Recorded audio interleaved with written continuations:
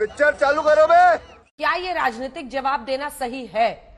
अगर इसको पॉलिटिकली ही देखा जाए तो मामला बड़ा सीरियस है। मुख्यमंत्री हैं और आपको लगता है ईडी की कस्टडी या जेल से सरकार चला पाना सही है और सही प्रेसिडेंस होगा?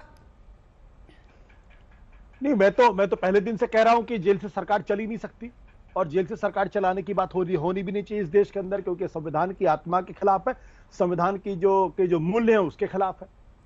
लेकिन मेरा एक दूसरा प्रश्न भी इसमें यह है कि लेफ्टिनेंट गवर्नर साहब ये कहते हैं हम चलने नहीं देंगे। 7 दिन तो हो गए, कब तक कोई उसका पैरामीटर है? 7 दिन, 7 महीने, 7 साल, 70 साल, कितने दिन? कब आपको इस बात का एहसास होगा कि जो कुछ भी इस वक्त दिल्ली के अंदर हो रहा है और जिस तरीके से एडमिनिस्ट्रेशन पूरी तरीके से बैठ गया है, गवर्नेंस नाम की कोई चीज नहीं बची है और संविधान का खुलेआम मखौल उड़ाया जा रहा है, तो उसके लिए अगर अरविंद केजरीवाल जिम्मेदार हैं तो दिल्ली के लेफ्टिनेंट गवर्नर साहब उतने ही जिम्मेदार हैं। आइए देखते हैं, मजा आएगा। और उनकी भी जिम्मेदारी है। तो बजाय उनके जो किसी मीडिया में आके बयानबाजी करने के, उनको अपने संवैधानिक कर्तव्यों का निर्वाह करना चाहिए और इसके मुतालिक कोई ना कोई प्रक्रिया शुरू करनी चाहिए। या तो वो लेफ्टिनेंट गवर्नर साहब एक रिपोर्ट दे सकते हैं होम मिनिस्ट्री को और कह सकते हैं कि यहाँ संवैधानिक जो कॉन्स्टिट्यूशनल मशीनरी का ब्रेकडाउन हो गया है, लिहाजा यहाँ सरकार नहीं चल सकती। या फिर वो असेंबली को मैसेज करे और मैसेज करके कहे कि आप दूसरा नेता चुनिए, और अगर असेंबली दूसरा नेता नहीं चुनती है तो 239A(b) के तहत आप प्रेसिडेंट रूल लगा सकते हैं। लेकिन लेफ्टिनेंट गवर्नर साहब तो चुपचाप बैठे हुए हैं। क्यों नहीं उनका कार्रवाई करते हैं? क्यों सुधांशु जी, आशुतोष जी के बात का जवाब दीजिए। सबकी बात का जवाब देता हूं। पहली बात मैं वो कह दूं जो प्रियंका जी ने और सुरेंद्र राजपूत जी ने कही।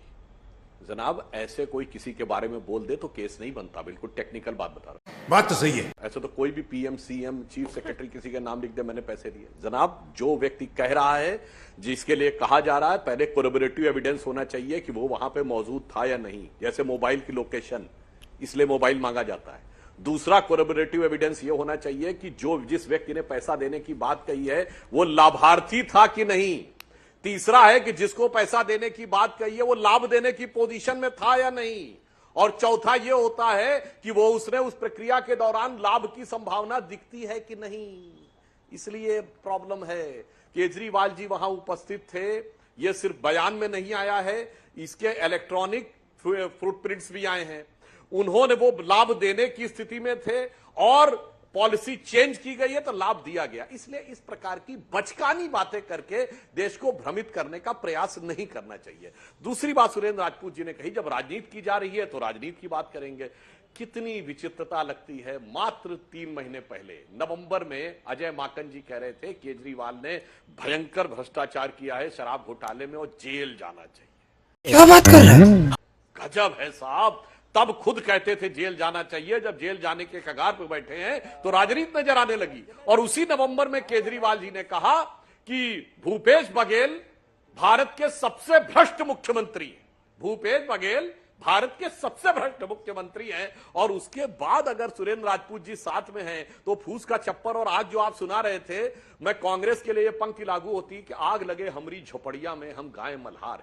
क्या आग लगा घर फूंक तमाशा देख रहे हैं जिसने आपका पूरा चोर बेईमान से लेके शीला दीक्षित जी के कांग्रेस को चोरों के सरगना जाने क्या क्या कहा और आज आकर आप साथ में खड़े। अब जो आशुतोष जी ने कहा उसकी बात का जवाब देता हूं। मान्यवर, बिल्कुल एलजी ने कहा जेल से सरकार नहीं चलने देंगे। अभी वो कस्टडी में है, पूछताछ में है।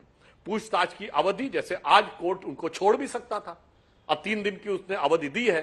तो कोई भी गवर्नमेंट को डिसमिस करने का या गवर्नमेंट को ओवर रूल करने का निर्णय एक्सट्रीम सिचुएशन के ऊपर लिया जाता है, जब यह स्पष्ट हो जाए कि कॉन्स्टिट्यूशनल मशीनरी को बचाए रखने के सारे विकल्प समाप्त हो गए, तब उसका निर्णय लिया जाता है। और अभी विकल्प कई हैं जो आम आदमी पार्टी के हाथ में भी है।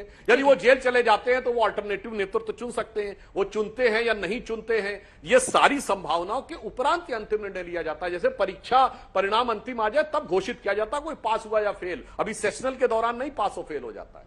अरे यार क्या बात कर रहे हो यार भाई साहब, मतलब कुछ भी बोलोगे। आशुतोष जी नहीं, मैं सुधांशु जी को बताना चाहता हूं कि जब राहुल गांधी के मामले में गुजरात की कोर्ट ने जब उनको कन्विक्ट किया तो उसके बाद जिस गति के साथ लोकसभा के स्पीकर ने उनकी सदस्यता खत्म की, क्या वो जायज था? क्या तब उनको इस बात का एहसास नहीं था कि हाई कोर्ट जो है, ऊपर की कोर्ट जो है उनकी सदस्यता को बहाल कर सकती है, उनका कन्विक्शन पे स्टे कर सकती है?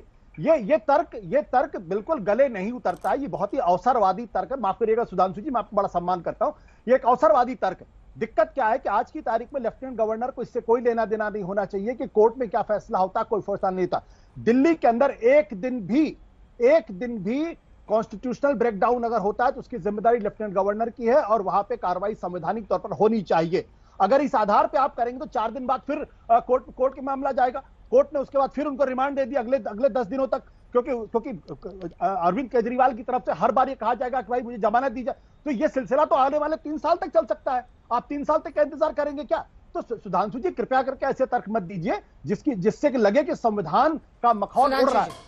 तुम्हें शर्म है? कुछ शर्म आया है? आ रही हूं मैं, प्रियंका जी आ रही हूं, सुरेंद्र जी आ रही हूं, सुधांशु जी। आशुतोष जी, मैं 1 मिनट, बस एक लाइन में। आशुतोष जी कृपया, आपका भी मैं सम्मान करता हूं, ऐसे माखौल उड़ाने वाले तर्क मत दीजिए।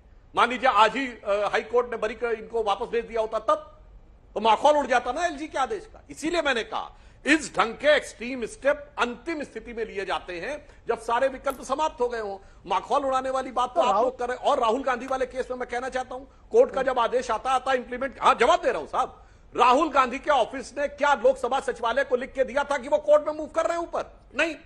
तब तो फिर कोर्ट के निर्णय का अनुपालन तुरंत आवश्यक हो जाता, वो कोर्ट में लिखा रहता है।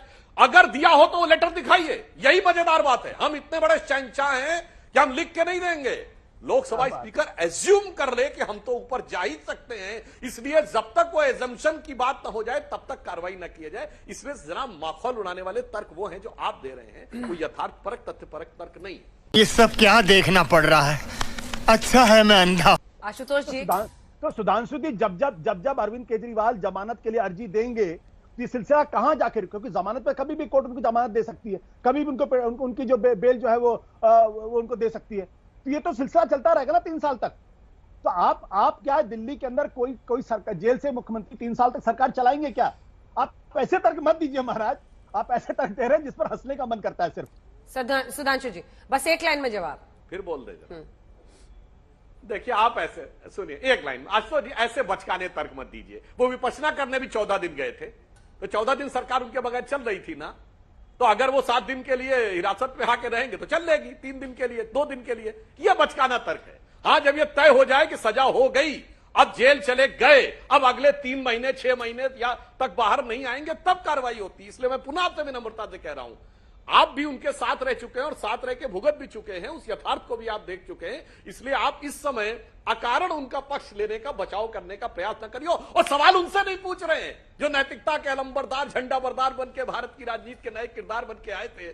सवाल कह रहे हैं कि 3 दिन के अंदर भी कुछ हुआ है तो विपश्यना में 14 दिन जा सकते थे, स्वास्थ्य लाभ के लिए बंगलौर में जा सकते थे, विदेश जाना हो तो 1 हफ्ते के लिए जा सकते थे। 3 दिन में एलजी को बर्खास्त कर देना चाहिए। इसी के साथ आज की मजदूरी यहीं खत्म करते हैं। अगर तुम्हें वीडियो पसंद आई तो लाइक मारो यार। मुझे नहीं पता, मुझे 2 मिलियन लाइक्स चाहिए कैसे ना कैसे करके, मुझे चाहिए।